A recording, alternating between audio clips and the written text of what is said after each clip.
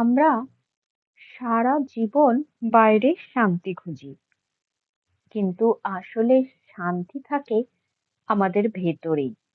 প্রয়োজন কেবল ভেতরের সেই আলোটাকে আগলে রাখা। আজ এমনই একটি ছোট্ট আধ্যাত্মিক গল্প শোনাচ্ছি তোমাদের। গল্পটির নাম অন্তরের আলো। গল্পটি শুনে কেমন লাগলো অবশ্যই জানাবে। আর ভালো লাগলে লাইক, শেয়ার আর সাবস্ক্রাইব করতে ভুলো না কিন্তু। গল্পটি শুরু করছি। এক সময় এক পাহাড়ের নিচে একটা ছোট্ট গ্রাম ছিল। সেই গ্রামে সোমেশ নামে এক যুবক থাকতো। সোমেশ খুব ভালো মানুষ, কিন্তু তার মনে একটাই দুঃখ ছিল, সে শান্তি খুঁজে পাচ্ছিল না। পৃথিবীর সমস্ত বই পড়ে বিভিন্ন মন্দির মন্দিরে ঘুরেও সে ঠিক শান্তি কি জিনিস তা বুঝতে পারছিল না। শেষমেশ সে শুনল পাহাড়ের চূড়াতে একজন বৌদ্ধ সন্ন্যাসী থাকেন, যিনি নাকি খুব যোগী পুরুষ। সোমেশ ঠিক করলো সে পাহাড়ে উঠবে। অনেক কষ্ট করে পাহাড়ের মাথায় পৌঁছানোর পর সে দেখলো সন্ন্যাসী এক গাছের নিচে চোখ বন্ধ করে বসে আছেন।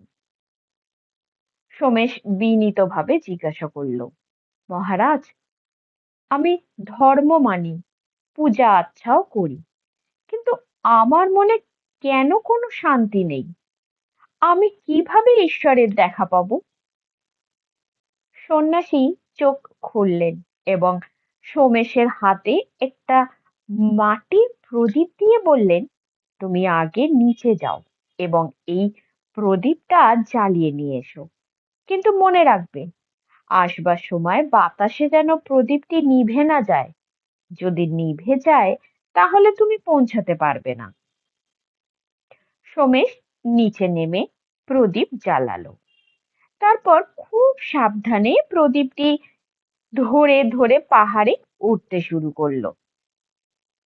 তার পুরো ধ্যান ছিল ওই প্রদীপটা শিখার ওপর।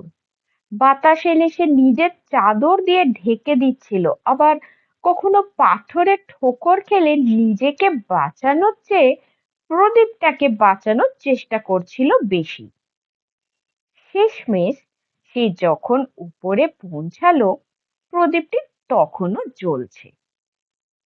সন্ন্যাসী হাসলেন এবং বললেন, এবার বলো, আসবার পথে তুমি কি কি দেখলে? পাহাড়ের ঝর্ণা, পাখির সুন্দর শব্দ, পাখি, নাকি সুন্দর সূর্যাস্ত? সোমেশ অবাক হয়ে বলল, আমি তো কিছুই দেখিনি। আমার পুরো মন ছিল এই প্রদীপটার উপর, যাতে আলোটা নিভে না যায়। সন্ন্যাসী তখন বললেন, ঠিক তেমন ভাবেই মানুষের অন্তরে একটা বিবেকের আলো থাকে। পৃথিবীর ঝড় ঝাপটা সামলাতে গিয়ে আমরা সেই আলোটাকে ভুলেই যাই এবং বাইরে শান্তি খুঁজি। তুমি যেমন প্রদীপটাকে আঁকলে রেখে উপরে উঠলে, ঠিক তেমনি নিজের ভেতরের সত্যটা এবং প্রেমের আলোকে যদি তুমি প্রতি মুহূর্তে আঁকলে রাখো, তবে বাইরে কিছু খুঁজতে হবে না। শান্তি তোমার ভেতরেই থাকবে।